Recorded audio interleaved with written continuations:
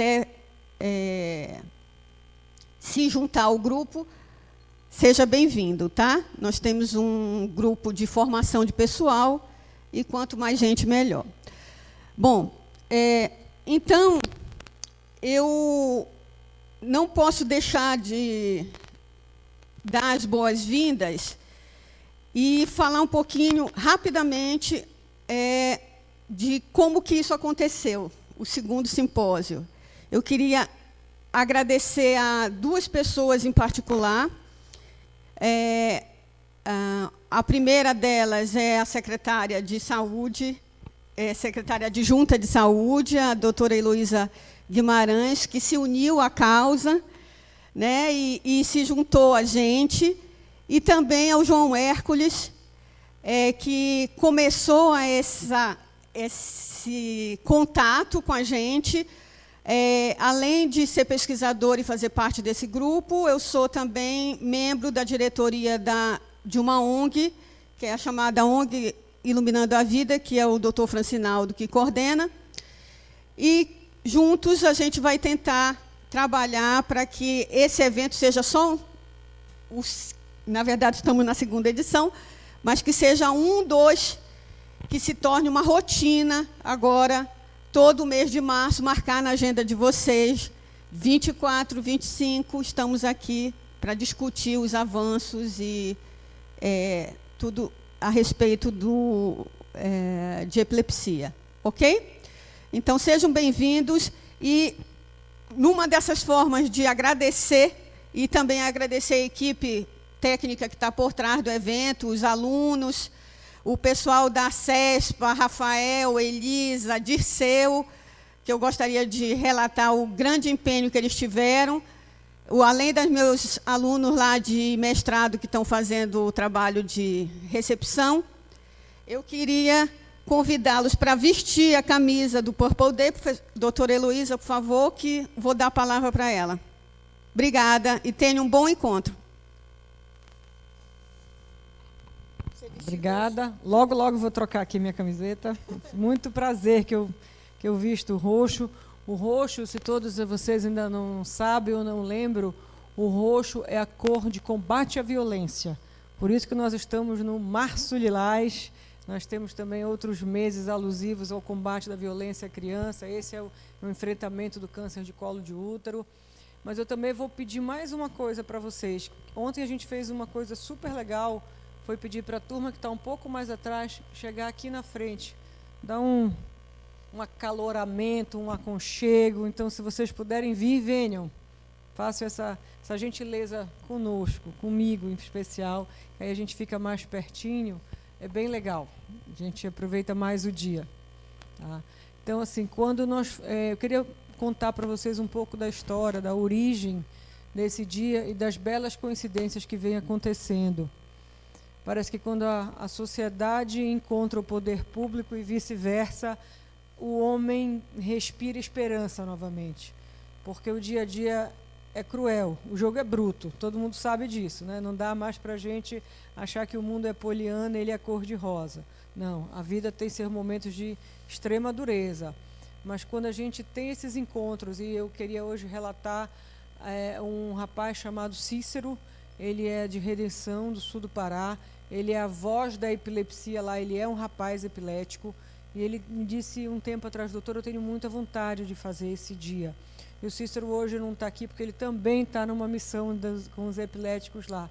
Mas essa roda de conversa, esse abrir mentes, ele é fundamental para a gente ir mudando um pouco do nosso dia a dia, das nossas práticas. Então, o Cícero veio, falou sobre epilepsia e da importância da gente ir descortinando. Tipo, uma semana depois, por coincidência, chegou o João Hércules lá, falando da história dele, que ele era epilético, que ele fez particular a cirurgia, que ele pagou a época lá em João Pessoa, lá em Natal, Goiânia, foi Goiânia, o equivalente a 2 Corollas, eu não lembro, esqueço essa informação aí, que custou R$25 mil, e ele ficou curado, e ele relatou o que ele passou como pessoa epilética. 3 dias depois me chega lá o Francinaldo com a Silene e falei: bem, é destino, né? A coisa tá todo mundo vindo, e que bom, gente, porque a gente precisa esclarecer a todos que a epilepsia não pega, que ela não é contagiante, que existe na hora da crise convulsiva. A crise convulsiva ela pode ser focal, só a mão, só a perna, ela pode durar segundos ou até 3 minutos, ela pode ser generalizada, que é a figura que é mais impactante, é a cena mais marcante na memória das pessoas, é uma crise convulsiva generalizada, em que a pessoa tem ali a hipersalivação, que eles chamam de baba, que ela se treme, que ela pode se machucar. E o que fazer nessa hora? Isso é a grande mensagem para o público, né? Seja ele da saúde ou leigo. Não adianta botar lenço na boca para a pessoa não morder a língua, não adianta botar a colher, puxa a língua, aí você ouve assim, fica, puxa a língua para não morder, segura os braços e acaba machucando a pessoa em vez de ajudar. E é impressionante, Silene, ontem os relatos das pessoas que estavam aqui. Ontem tinham muitos acadêmicos, ontem tivemos aqui agentes comunitários de saúde para esse treinamento, são as pessoas que vão levando a informação de casa em casa. E 2 pessoas, depois de um tempo, né, se sentindo abraçadas aqui pela causa, tiveram coragem de dizer, olha, eu sou epilético. Um deles levantou o braço, deu depoimento. Depois a mãe de uma criança falou, meu filho tem epilepsia, e disse que na escola ninguém sabe. E nós orientamos, olha, pelo menos a diretora ou a professora tem que saber, porque eventualmente pode acontecer alguma coisa e alguém tem que saber o que fazer para ajudar o teu filho. E ela disse, não, uma vez ele estava jogando futebol e travou no meio da quadra, eu estava lá, fui lá e tirei. Falei, e se você não tivesse? Então foi um dia ontem de muita informação, muito rico, para que a gente possa, juntos, construir políticas públicas mais sólidas, dar mais acesso a essa população, levar essa informação a todo lugar. E aí o que a gente aprendeu? O nome poder público, ele intimida as pessoas. Quando você fala, Secretaria de Saúde, a pessoa acha assim, né? Vai construir o hospital, vai facilitar os remédios, vai fazer isso, aquilo, mas ao mesmo tempo é muito distante. Então, se a gente diz assim, olha, nós queremos dar uma palestra lá na sua igreja. Aonde fica a sua igreja? No bairro tal. Mas a minha igreja é batista, a senhora vai? Vamos. Mas a minha igreja é umbandista, a senhora vai? Vamos. Então, a gente vai mostrando que não há realmente preconceito. E quanto mais a gente se aproximar e cada um de nós puder falar no seu trabalho, na sua escola, tudo que aprendeu hoje aqui, vamos salvar inúmeras vidas, vamos evitar inúmeras pessoas que se machuquem, não só fisicamente, mas internamente. Eu não tinha ideia. Confesso para vocês, eu sou médica, cardiologista, hemodinamicista, faço aquela parte de cateterismo cardíaco, trabalho com urgência e emergência, UTI, pronto-socorro, ambulância, há 28 anos. Eu não fazia ideia de quanto as pessoas se escondem e se encolhem por serem epiléticas. Para mim é um assunto tão trivial, tão habitual, entendeu? Que eu não fazia ideia, Francinaldo.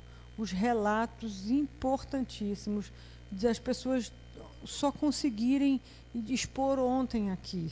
Tá? As pessoas, uma moça falou assim, a minha irmã pedia para a gente não contar para ninguém que ela era epilética. Até que um dia no trabalho ela teve uma crise, se machucou toda, se cortou, porque as pessoas não sabem como abordar. Então essa quando uniu aqui todo esse time que a gente já falou, falei, essa é uma oportunidade de ouro para que a gente possa ajudar um ao outro. Nós, enquanto poder público, pelo tamanho que a gente tem dentro da secretaria, de ter 144 secretarias municipais, vocês, cada um na missão de vocês, no trabalho de vocês, no estudo, na escola, na faculdade, onde for, com um grupo de amigos, e agora mais que nunca nas redes sociais, todo mundo ali com o ler nos dedos de tanto ficar digitando, mas é importantíssimo. Tá? Então, esse dia de hoje é um dia assim, extremamente marcante, acho que na vida da Secretaria de Saúde, porque nós não tínhamos tido esse start, esse gatilho ainda, esse olhar para a epilepsia. Então, eu tenho certeza que daqui em diante a escrita é outra. Obrigada, Francinaldo, obrigada, Silene, obrigada, Hércules, obrigada, Cícero. Vamos lá.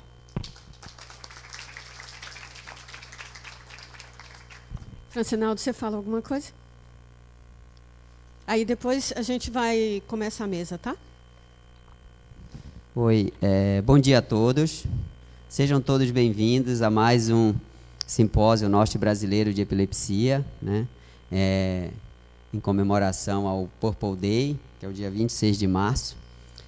Ano passado, o dia 26 de março caiu num domingo, então a gente fez um evento legal aí na praça, mas esse ano vai cair numa segunda, mas amanhã nós teremos eventos também no Shopping Boulevard, no Cinépolis. Estão todos aí.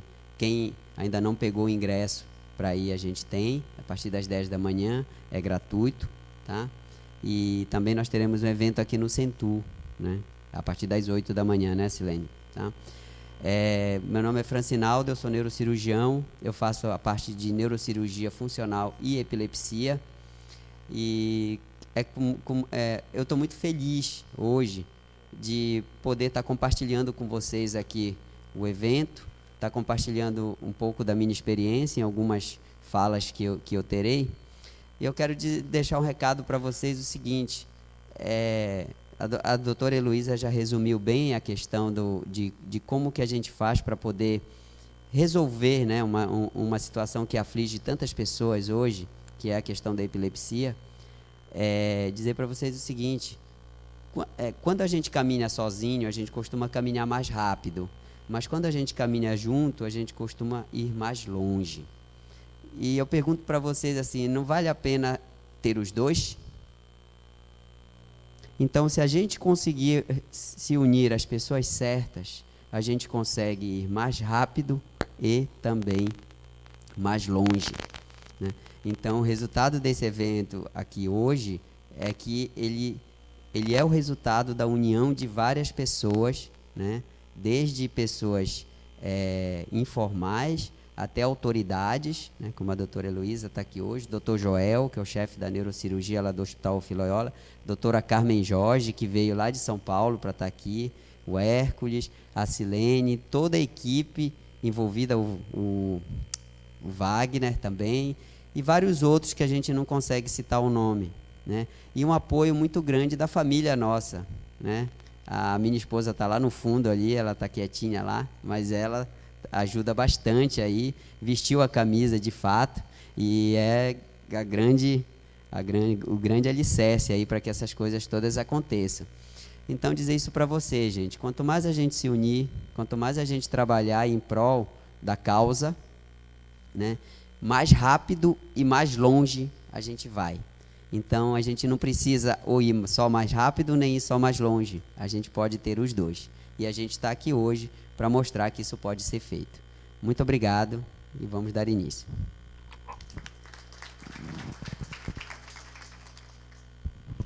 Bom, então eu, como mestre de cerimônia improvisada, vou dar início, então, à mesa redonda denominada Epilepsia no Pará, Passado, Presente e Futuro. Então, eu convido para sentar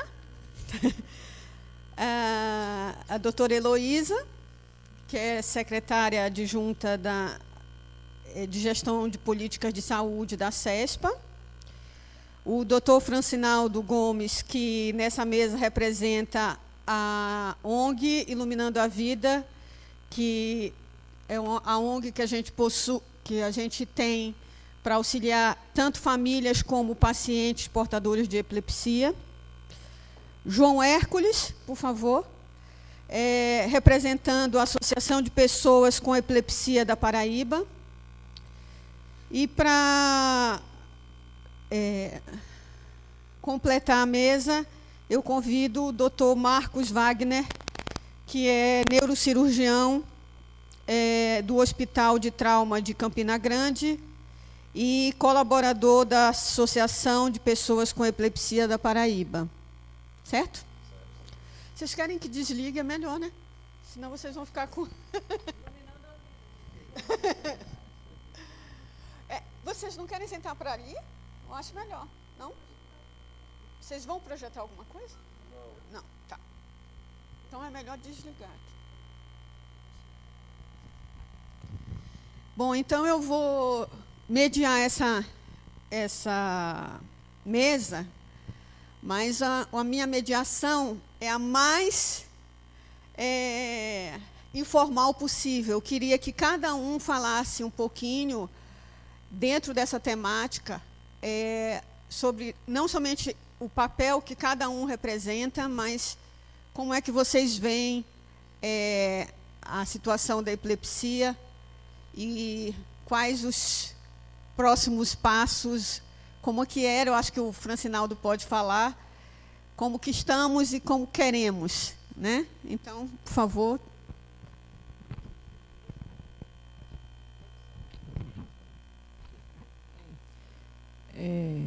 Em nome da Secretaria de Saúde, a gente tem que ter coragem e admitir as fragilidades. Nós não temos aí o cuidado e o diagnóstico rápido da epilepsia que nós gostaríamos de ter.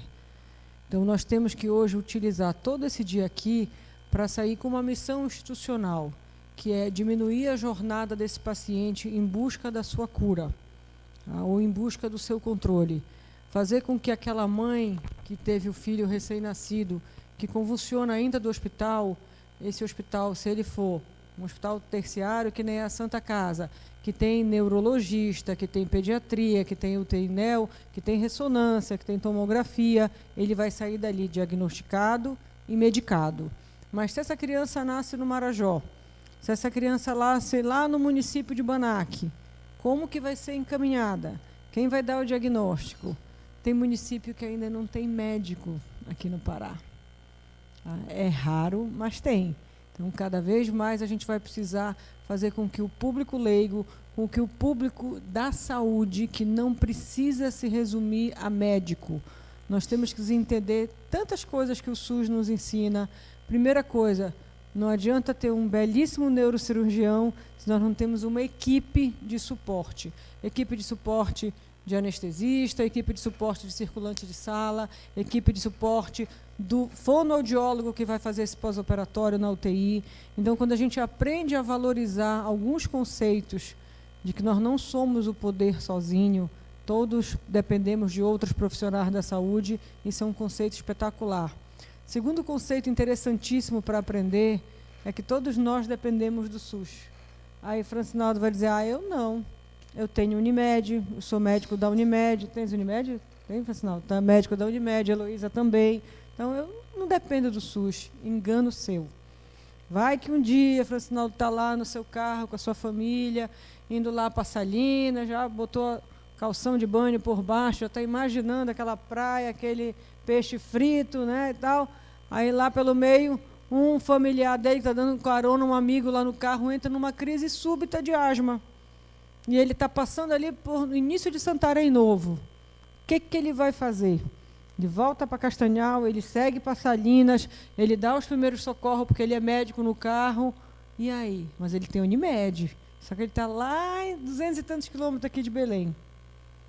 Ele vai ser atendido em Santarém Novo, pelo médico de Santarém Novo, pela enfermeira de Santarém Novo, na unidade de saúde de Santarém Novo, que vai acionar o SAMU, que é o serviço público, que vai trazer para a UPA de Castanhal, que é a porta de entrada da urgência e emergência ali daquela região, acionar o resgate aéreo ou pegar uma ambulância UTI para vir para o metropolitano. Todos nós dependemos do SUS. Vai que cai o negócio ali. Esse último feriado que teve, Carnaval, um grande empresário de Belém estava lá em Salinas e foi se encostar no muro da casa de um amigo. O muro desabou, um negocinho assim de 2, 3 degraus, só que ele desabou. Ele, nessa queda de mau jeito, ele quebrou o pé. Com todo o cartão top internacional, Bradesco, que dá atendimento até lá no espaço aéreo, lá na aeronave, lá na Challenge, não sei das quantas, ele caiu. Onde ele foi atendido? No Hospital Público de Salinas, onde estava lá a ambulância para ele vir.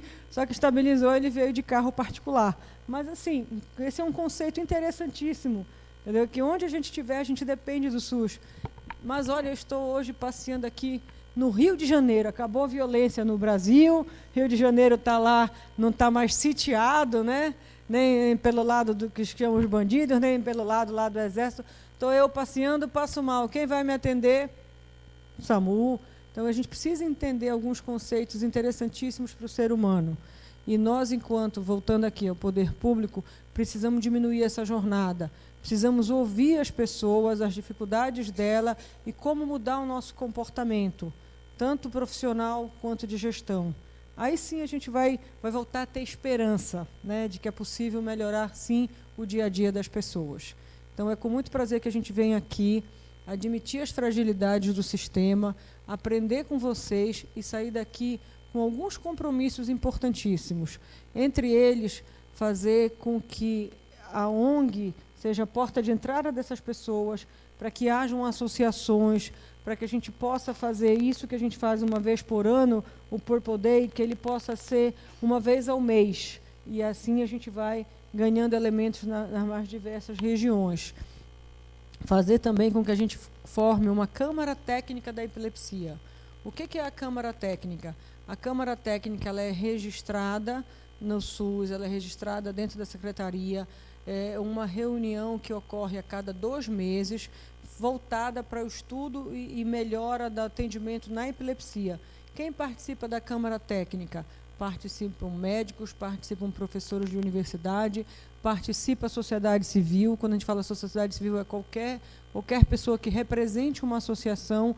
A Liga de Estudantes pode ter assento, o neurocirurgião tem assento, e a gente discute ali a realidade das coisas. Olha, está funcionando isso no Barros Barreto, não está funcionando aquilo no Ofiloiola. Lá em São Sebastião da Boa Vista, a turma não tem nem ideia por onde começar a tratar a epilepsia. Então, já fica aqui a proposta para que no encaminhamento final a gente saia daqui também com uma Câmara Técnica. Acho que por aí é o avançar. Obrigado, doutora Heloísa. Né? Eu, como neurocirurgião da parte de epilepsia, deixa eu situar vocês aí em como que a gente está hoje, né? Como que a gente está hoje com relação à epilepsia. Então, como a própria doutora Heloísa já colocou, até 2013, mais ou menos, a gente não tinha, assim, tinha muito pouco sobre epilepsia aqui no estado, tá? A gente não tinha ambulatório especializado, a gente nem se falava em cirurgia, tá? E não se falava em investigação de epilepsia aqui. Então, era algo assim que não era abordado. Os pacientes, todos que entravam na rede, eles ficavam tomando medicamento. Quando o medicamento não funcionava, alguns eram encaminhados para São Paulo, para o Rio de Janeiro, para Goiânia, para que fizesse investigação. Alguns chegavam a ser operados por lá, outros não. Então, era mais ou menos dessa forma que funcionava, né? Nenhum dos hospitais daqui de Belém fazia, né? Se propunha a fazer a cirurgia, e não tinha ambulatórios especializados no tratamento, na condução dos pacientes epiléticos. O atendimento inicial, como de qualquer patologia, ele precisa ser feito nas unidades básicas de saúde, que é aquele atendimento inicial, o primeiro tratamento e a parte de diagnóstico, os exames mais básicos. Porém, quando o paciente não consegue ter seu problema resolvido nessas unidades, ou quando o médico que o atende constata que se trata de um caso de alta complexidade, então esse paciente precisa chegar no nível mais alto, tanto de diagnóstico quanto de tratamento. Inclui hospitais mais estruturados, com centro cirúrgico, com ressonância magnética, com eletroencefalograma, dentre outros. Então, apesar de ter uma boa parte da estrutura aqui, né, porque grande parte dos hospitais hoje de Belém tem a estrutura, mas a coisa não estava linkada, né? Então, o paciente ficava solto, né, na rede, e alguns poucos iriam para São Paulo, os que podiam pagar iam, às vezes ia via TFD, tratamento fora do domicílio, enfim. Eu, quando estava em treinamento lá na Universidade Federal de São Paulo, eu cheguei a receber alguns pacientes lá, vindo daqui de Belém, via tratamento fora de domicílio, que foram operados lá no Hospital São Paulo, que é o hospital da Unifesp. Bom, em 2013, eu voltei para cá, então a história um pouco da epilepsia aqui se confunde um pouco com a minha história, tá, do que a gente está vendo hoje. Hoje se confunde com a história do grupo, mas quando eu voltei para cá, em 2013, eu voltei com o intuito, né, implantar um serviço de epilepsia aqui no norte do Brasil, exatamente porque eu tive que sair daqui para poder ir buscar treinamento lá fora, né? E então a gente começou a trabalhar no sentido de termos, primeiro, um grupo, e aí eu contei com a ajuda da professora Silene, que comprou a causa, que gostou da ideia e que vestiu a camisa, né? Mas a gente precisava de uma porta de entrada para os pacientes, principalmente para aqueles que o remédio não funciona.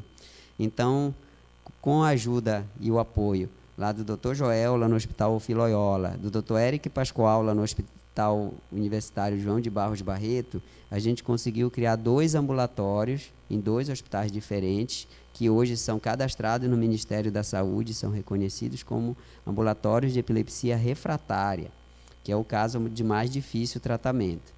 Tanto do Barros Barreto quanto do Filoiola funcionam, e foi desses ambulatórios que a gente conseguiu fazer a primeira cirurgia do SUS. Foi feita na segunda-feira passada, lá no Hospital Filoiola. Esses ambulatórios, o do Barros Barreto funciona quarta-feira à tarde, o do Filoiola funciona às sextas-feiras de manhã, tá? E a gente consegue dar um destino, né, para esses pacientes, para os pacientes, principalmente para os refratários, cujo remédio não funciona. Então, a gente consegue fazer a investigação deles. Onde que está o nosso gargalo hoje? E aí, eu aproveito o gancho aqui para passar para a doutora Heloísa.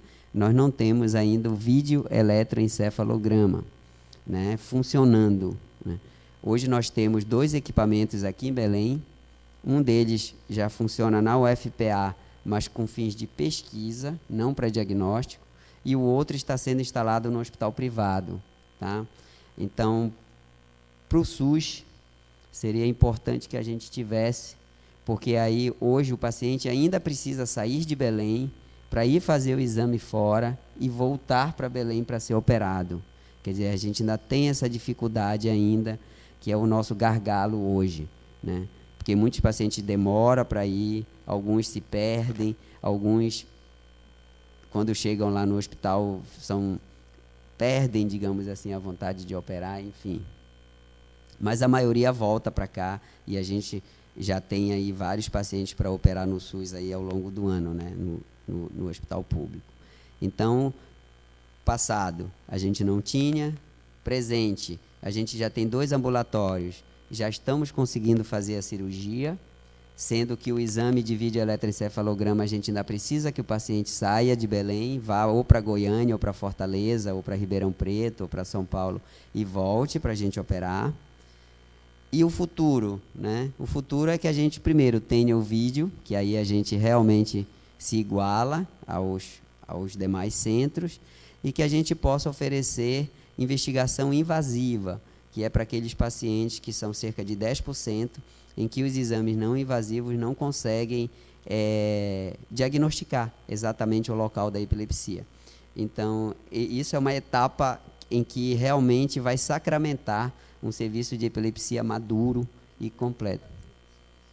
Eletrocorticografia intraoperatória e eletrocorticografia, em que a gente coloca uma tela com eletrodos no cérebro do paciente e ele fica registrando a atividade, tá? Eletrodos de forame oval, que a gente também ainda não tem, e eletrodos de profundidade. Claro que isso é uma etapa que tem que vir depois do vídeo EEG, até porque usa exatamente o mesmo equipamento para fazer esse tipo de registro, tá? Então, mas isso assim, como o basicão, né? Digamos assim, o basicão é o vídeo EEG, a gente tem que cumprir essa etapa primeiro para depois ir para uma etapa mais avançada. Aí a gente pode colocar, talvez, depois do vídeo EEG já funcionando, mais uns 2 ou 3 anos aí para a gente poder ter demanda suficiente para justificar isso, tá? Em termos cirúrgicos, hoje Belém tem toda a estrutura para cirurgia, tanto nos hospitais, no hospital público, lá no Filoiola, por enquanto, é o único, quanto nos hospitais privados aqui, né? Pelo menos nos que eu trabalho. Então, a cirurgia já não é mais tanto o impeditivo. O impeditivo é exatamente o vídeo EEG, hoje. Não é o impeditivo, que dificulta um pouco, né? Porque essa ida para lá, para voltar, são 6 meses, às vezes até mais. Então, é o caminho que a gente tem que tomar daqui para frente. E daí a gente conta com a ajuda, exatamente aquilo que eu falei para vocês, de caminhar juntos, né? De vocês que estão aqui, alunos, pessoas da sociedade, pacientes, familiares de pacientes, né? Da doutora Heloísa Helena, na posição que ela ocupa, dos nossos colegas que vieram de fora, que já têm também uma experiência para compartilhar conosco, tá? Do hospital, dos hospitais onde a gente opera. Por quê? Porque isso a gente não faz só, né? A gente pode até sonhar só, mas executar a gente precisa de ajuda. Então, hoje, acho que se a gente sair daqui com a ideia das associações, com a ideia de criar o fluxograma, de termos a câmara técnica e principalmente de termos o vídeo EG, aí vai ter o evento vai ter o resultado que a gente espera dele. Tá bom? Muito obrigado. Bom, eu vou dar agora continuidade, né, à ideia do Francimar, da senhora secretária, que a tendência é sairmos daquele foco do eixo sudeste, né? A gente, para aprender, teve que nos distanciar 5 anos, né? Eu fui para Belo Horizonte, você para São Paulo. E a nossa função é voltar para as nossas casas e tentar fazer uma realidade melhor, né? Hoje, eu estou começando a viajar pelos centros, eu fui lá em Goiânia. Não, a gente recebe muito doente lá do norte, né? Pô, será que a gente estuda? Às vezes a gente vai para congresso do mundo todo, né? Compartilha os conhecimentos hoje com a internet, você tem aula toda hora. Vamos tentar desenvolver em casa.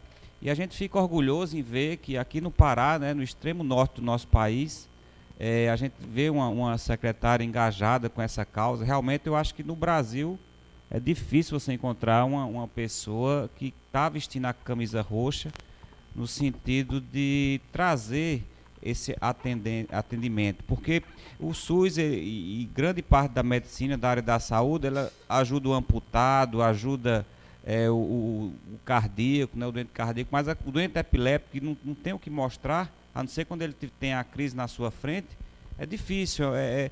O que mais difícil nos casos é dar cidadania para esses pacientes. Não é o remédio, não é o atendimento. Porque a gente sabe, o paciente epiléptico, para o médico que não tem o despertar, é só mais um. Está tendo crise, está não, está tomando os remédios, está não, tchau. É só isso, entendeu? Mas quando você participa do encontro, quando eu participei, que você sai um pouco desse circuito médico e vai um pouco para o lado do paciente, você vê as demandas, as histórias de sucesso, né? Epilépticos que passam a pilotar avião, epilépticos que são artistas, o João Hércules, que se não fosse o meu colega lá, o meu chefe, o Luciano Holanda, doutor Joel, o João hoje estava nos dando trabalho nos prontos-socorros lá. Em vez de a gente estar cuidando do paciente de trauma, o João estava chegando, até um dia João morrer de um status epiléptico pelas ambulâncias aí, pelos caminhos da vida. Hoje disso ele está fazendo um meio de vida, como ele diz, não é por lucro, é por prazer mesmo, entendeu? De vir aqui, me convidar, né, a gente parar, no dia do meu aniversário eu vim para cá, viajei dia 22, não vai ter nem festa, não, eu vou fazer o bem ali na região, vou aprender e quem sabe multiplicar isso aqui na minha cidade. Então isso foi o meu presente de aniversário, né? Vir aqui para essa cidade e ter convivência com pessoas. E a gente fica só feliz por questões de custos, né? O quanto se gasta um paciente desse num trânsito aéreo para fazer um vídeo EG, se você com 5 passagens, você monta uma unidade de vídeo EG. Estranho também que eu acho é que a gente, neurocirurgião, que está levando essa causa, que era para estar mais os neuroclínicos, né? Neuroclínicos, porque a cirurgia é só um ponto, então a gente está saindo dos nossos centros cirúrgicos para ir para os ambulatórios, para ir, que isso é um papel do neuroclínico, a gente não entende o que é isso. Em Brasília agora eu tive lá com um colega lá, que é o Wagner, né, que é um epileptologista de vídeo EG, eles falam que ninguém tem interesse em vídeo EG, porque paga pouco, eles querem fazer tudo eletroneuromiografia, né, que eu acho que é mais rentável, mas tem que resgatar um pouco o neuroclínico para o vídeo EG, aquela neurologia clássica, né, dos estudos epileptólogos. É uma área impressionante, né? Outra coisa boa que a gente está também, os deputados hoje também estão vestindo essa camisa, vai ter a UNALE, que é uma frente parlamentar da epilepsia. Eu já contactei alguns deputados lá da Paraíba, e eu acho bom também colocar esse pessoal, os deputados, também nessa luta, porque vão ter novas diretrizes, né, no SUS, novas diretrizes com relação à proteção do paciente epiléptico, porque, como eu digo, o maior problema é a cidadania. É você resgatar um paciente desse, colocar ele num emprego digno, tá?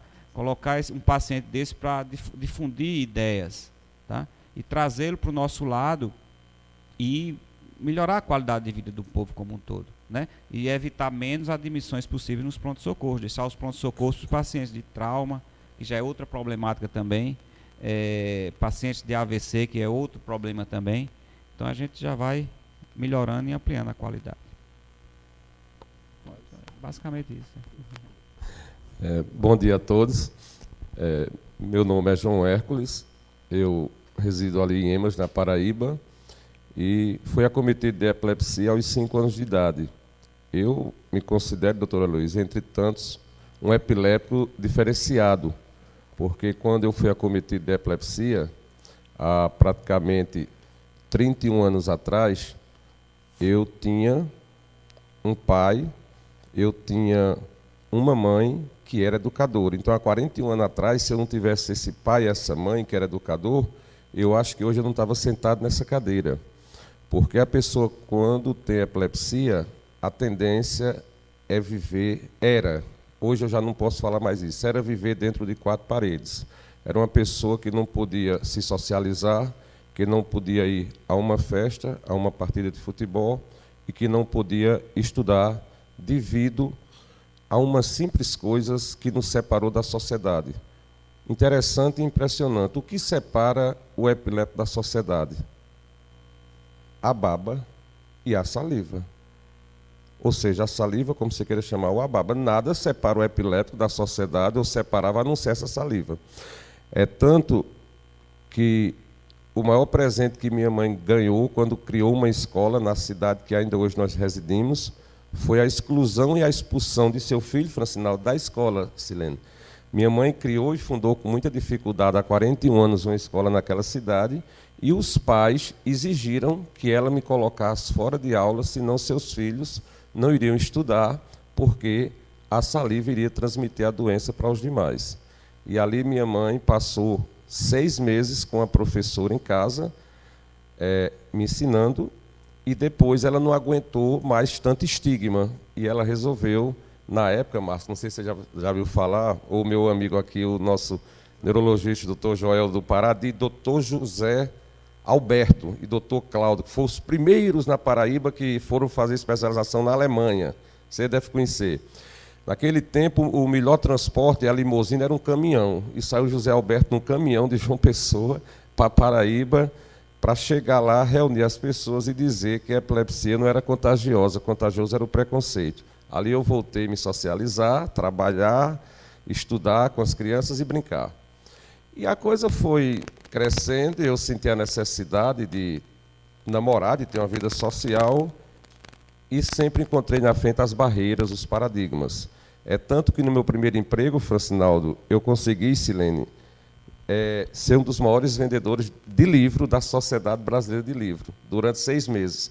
E na primeira crise, doutor Joel, que eu tive ali na Avenida Coremos, Marcos, o meu ombro amigo foi uma carta de demissão. O meu ombro amigo. Ninguém procurou o doutor José Alberto, ou procurou o doutor Cláudio, foi logo expulsando que isso era coisa do demônio. Não podia estar um homem endemoniado dentro de uma empresa tão grande como a Sociedade Brasileira de Livros.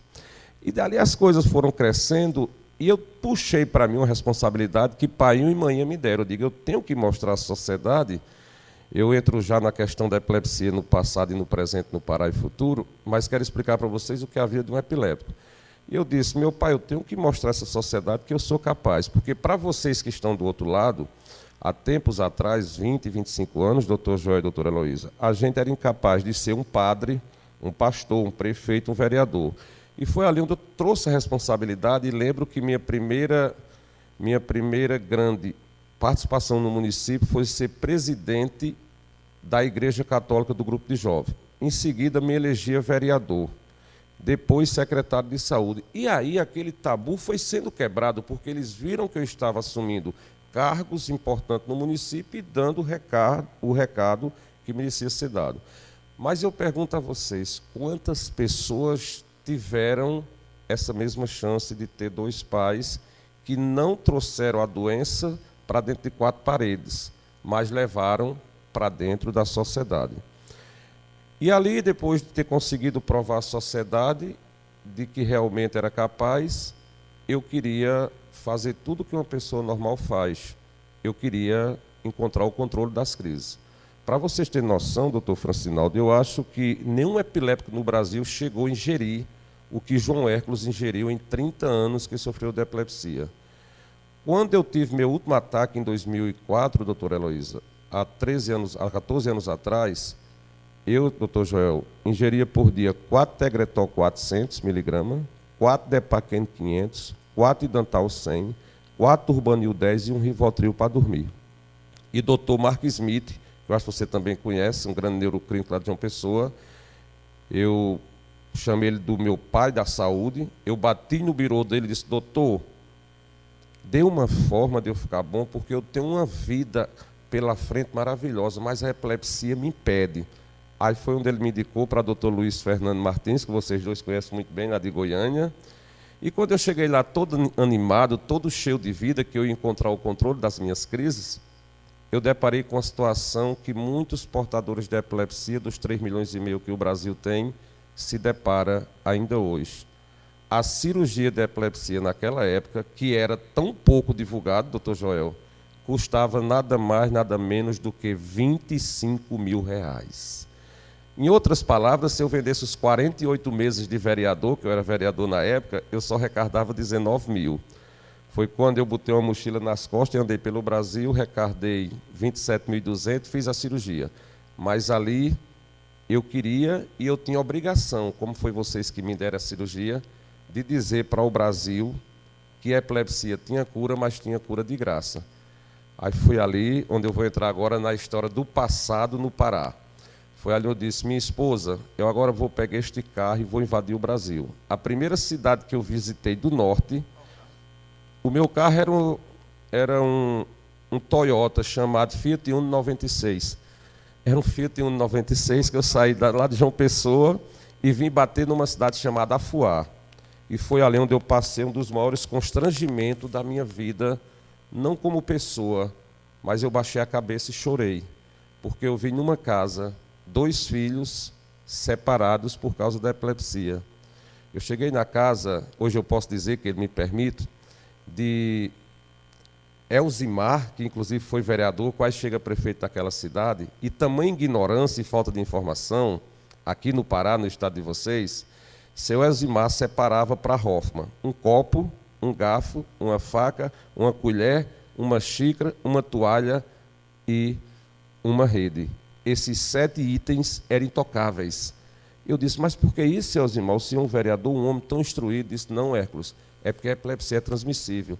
Aí ele começou a chorar e disse assim, eu já sofro tanto, Hércules, com esse meu filho, o povo não quer aceitar ele na sociedade, eu tenho medo que o meu outro filho acometa a epilepsia através de ser transmissível. Aí foi que eu fui explicar a ele, sentar, coloquei, o Luiz Fernando me deu um link, assim como o Francinaldo me deu, quando precisar ligar, aí liguei para alguns neurologistas e foi como eu convenci aquela família a deixar o seu filho beber, tomar café, sentar e usar tudo que os outros usavam.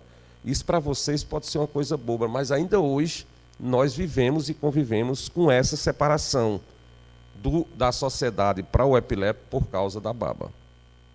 Falando no passado da epilepsia no Pará, eu fiquei muito feliz, Francinaldo, quando eu encontrei você, Silene, essa guerreira Heloísa, porque é até inacreditável, mas eu venho 8 vezes de carro por ano, eu vinha, não tem necessidade mais, eu vinha 8 vezes de carro por ano ao estado de vocês e à capital de Belém, que eu amo, pegar pacientes de Macapá, do Oiapoque, até da Guiana Francesa, eu já levei gente para se operar em João Pessoa, e agora não. Eu creio que já teve até alguns que procuraram Francinaldo. Eu serei hoje, Francinaldo, um dos maiores divulgadores da sua causa, da sua ONG, Silene. E eu acho que o presente no Pará, ele está começando com uma riqueza muito grande, porque quando eu comecei na Paraíba, eu só instalei o Centro Cirúrgico da Paraíba porque eu fiz muitas audiências públicas, doutor Joel, e eu provei aos deputados e aos gestores públicos, doutora Heloísa, que enquanto a gente gasta em cada pessoa que manda da Paraíba para o Instituto Neurológico de Goiânia, Goiás, para o Hospital São Lucas, que é dentro da PUC, no Rio Grande do Sul, para o Felício Rosto de Belo Horizonte, ou para o Hospital das Clínicas de Ribeirão Preto, enquanto a gente gasta 20 mil, mas, João, por que é 20 mil? A última vez que eu estive lá, Francinaldo, em Goiânia, o SUS pagava R$ 8.500 por uma cirurgia de epilepsia. Aquele paciente que vai, ele vai, a primeira, faz o vídeo EEG, volta de novo, ele um paciente e R$ 1.200 que o TFD deposita em sua conta. Faz a cirurgia, volta, vai de novo para ver como está a cirurgia. E vai a quarta vez para começar a fazer o desmame. Então, quando você multiplica essas 4 idas e volta, com esses 4.800, que são 4 vezes de 1.200, com o valor da cirurgia e das passagens de avião, vai chegar em torno de 20 a 22 mil. Isso quer dizer que em uma cirurgia que o estado do Pará e da Paraíba está gastando, eles fazem 3 com Francinaldo. Vai dar para fazer de 3 a 4 aqui, sem desgastar o paciente, sem trazer constrangimento, porque todos vocês têm leitura. Todos vocês têm leitura. Mas vocês... Todos vocês têm leitura, mas vocês não imaginam isso para quem está lá na ponta. Então, assim, a cirurgia, o SUS eu acho que paga bem. O SUS hoje está pagando em torno de 13 mil de uma cirurgia de epilepsia, 14. Menos, né? 8. Caiu bastante, né? Eu sei que é difícil para quem estudou, se especializou como Francinaldo, mas é o caminho, porque quando se parte para particular, nem todo mundo tem essa condição. O futuro, já que eu falei do presente e do passado, o futuro do Pará, doutor Francinaldo, se o senhor realmente quer levar esse centro à frente e quer fazer cirurgia pelo SUS, doutor Joel, eu acho que vocês têm que pegar a Silene, já que a Silene não tem tanto tempo, mas orientar alguém da ONG para que vocês possam invadir o Pará. Porque é triste o que eu vou dizer aqui, mas existem ainda médicos lá na ponta, ou que não acredita, ou que se faz que não existe a cirurgia para as epilepsias refratárias. Na Paraíba, eu usei muito doutor Francinaldo, doutor Marcos Wagner, no início, como eu não tinha aquela condição de chegar até o paciente, doutor Joel, mas quando a gente mexe com gente grande, a coisa melhora, e Zé Maranhão, quando foi governador, tinha uma irmã epiléptica, aí me colocou dentro do estado e tudo facilitou. Mas antes disso, como eu chegava até vocês? Eu chegava através de tamblóis, da loja Maia, eu chegava através da saca de cimento, eu fui na Poti, e a Poti colocou uma frase muito impactante. Você sabia que a epilepsia tem cura? Visite esse site. E aí era o cara trabalhando, quando ele ia abrir, doutor, o saco de cimento, ele dizia, poxa, meu filho tem epilepsia. De imediato ele me contactava. Eu usei muitos os comprovantes de contra-cheque do Estado, onde tem o valor que todo mundo olha, se veio mais ou menos. Aí eu colocava, epilepsia não é contagiosa, contagioso é o preconceito. Então, gente, foram essas formas que eu usei, que eu acho que a ONG, que está bem representada por Silene, vai ter que fazer, e Francinaldo, dentro de tantas coisas que tem, a cada 2 meses vai ter que encontrar um tempo, doutor Francinaldo, para fazer os grandes encontros. Aí sim, nesses encontros, vocês vão estar com ACS, porque para mim o ACS é o vereador da política. Se todo secretário de saúde fosse inteligente, ele trazia o ACS debaixo de seus braços. Por quê? Na Paraíba, quando eu fiz amizade com esse povo, eu descobri que meu estado, em uma semana, eu descobri que meu estado tem 63 mil portadores de epilepsia.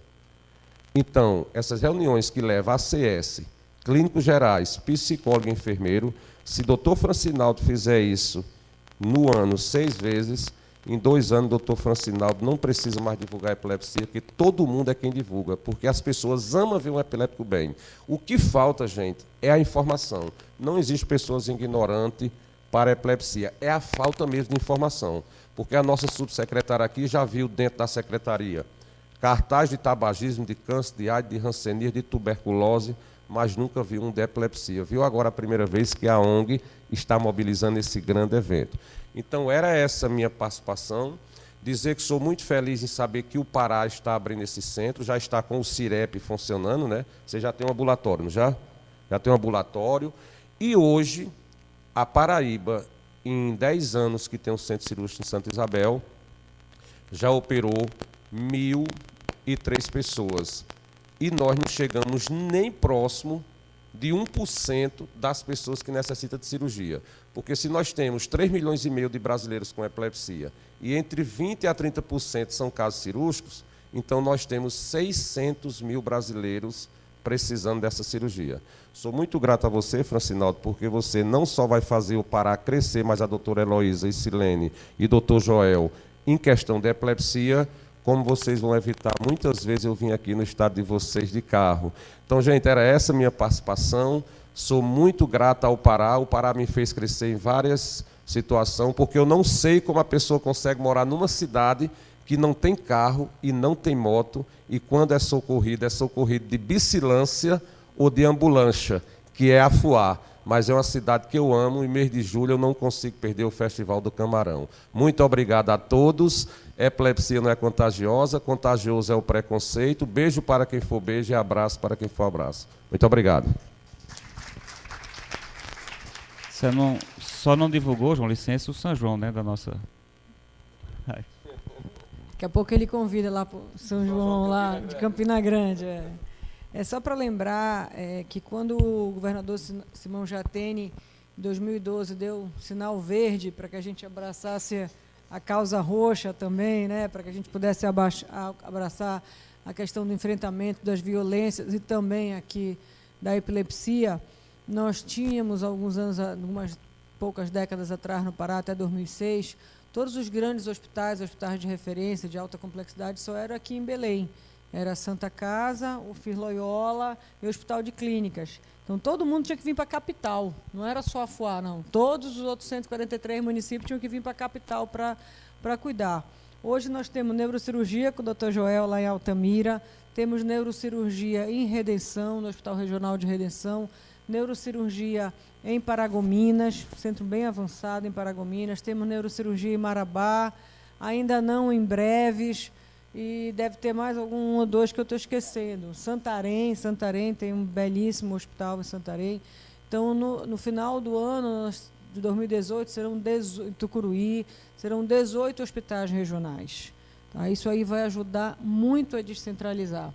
E a questão também do vídeo ECG, já fica um compromisso aqui, do compromisso do Estado em providenciar o equipamento. Isso aí, certamente, lá no Ofir Loyola, que é hoje o nosso hospital, nosso centro de excelência de neurocirurgia, que foi feita essa semana já a realização do primeiro paciente, primeira cirurgia de neuroepilepsia lá, já com sucesso, o paciente já teve alta quinta-feira. Pedir depois que o Dr. Joel e o Francinaldo falem um pouco mais dessa experiência, que foi a primeira, e também explicar que, enquanto a gente não compra, o Estado não compra esse equipamento, nós podemos comprar serviço privado. Então, nós já temos essa semana marcado no hospital privado, que o senhor já me disse qual é, que tem o equipamento para que a gente possa visitar e já começar a agendar os pacientes, para que os pacientes já possam fazer aqui em Belém, aqui no Pará, seu tratamento completo, sem precisar mais ter que sair do Estado, João.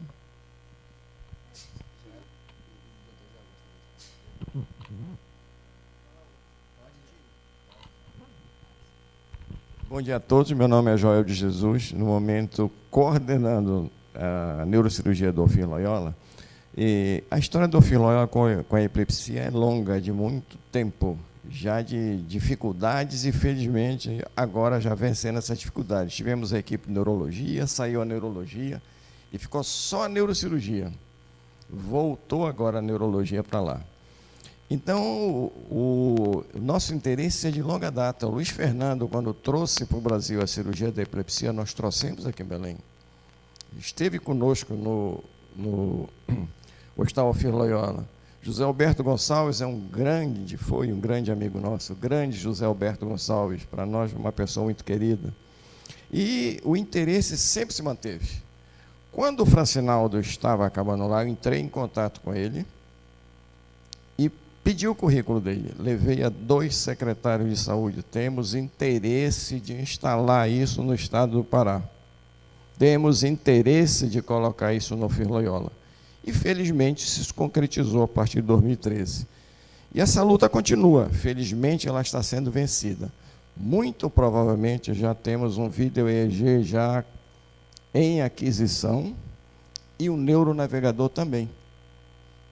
Então, eu acredito que se fecha um ciclo, já complementando umas das outras coisas, mas já está no caminho bem definido que em 2018 a gente temos essas coisas já dentro do FIR Loyola, para se torne isso uma rotina dentro do hospital.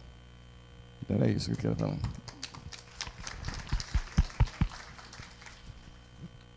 Bom, alguém quer fazer mais algum comentário? A gente já está... Com relação também à questão da cirurgia, né? Não é só a cirurgia em si, difícil também é cuidar de quem a gente opera, né? Então, assim, um doente desse que vai lá para Goiás, tudo, e volta para cá, é um tratamento pela metade também, porque você tem que estar perto da porta da sua casa, o médico que lhe operou, a equipe que lhe operou. Porque, né, João? Qualquer momento você pode ter uma epilepsia, você precisa tirar dúvidas, você precisa dos atestados, e com seu médico lá longe, fica uma coisa muito mal organizada. Eu queria fazer uma pergunta a você, doutor Gé, eu posso, né? Para encerrar minha participação. Eu tinha 28 crises por mês. Era 28 crises, doutor Francinaldo, que eu tinha por mês, mesmo ingerindo 17 drogas antiepiléticas.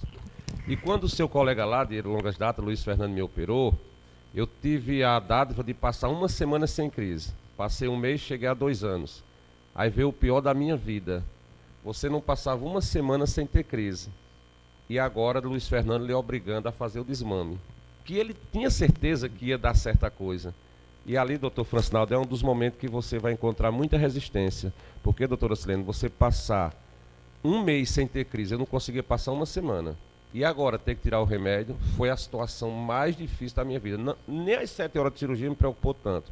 Então hoje eu quero dizer para vocês, estou há 13 anos, posso dizer, curado. Não tomo mais uma droga antiepilética e não sinto mais nada. A pergunta é essa, doutor Joel. Todo portador de epilepsia sente realmente essa dificuldade de querer fazer o desmame ou não? Existem outros que aceitam com mais facilidade?